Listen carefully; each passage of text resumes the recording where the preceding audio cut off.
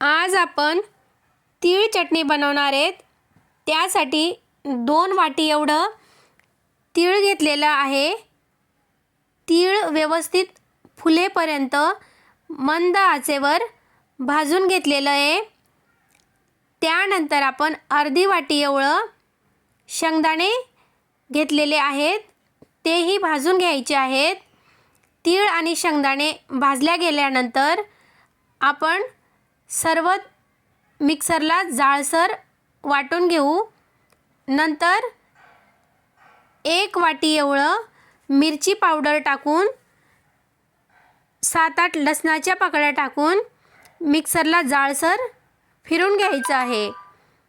त्यानंतर आपण चवीपुरता मीठ टाकून परत मिक्सरला जाळसर फिरून घेतलेलं आहे।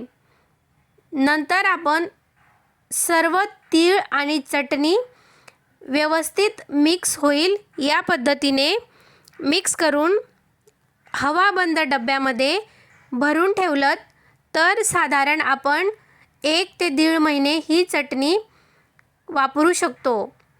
जेवणाला रुची वाढवण्यासाठी आपण ही चटणी बनवून ठेवू शकतो। चटणी आवडल्यास लाईक, शेअर अँड सबस्क्राईब करायला विसरू नका।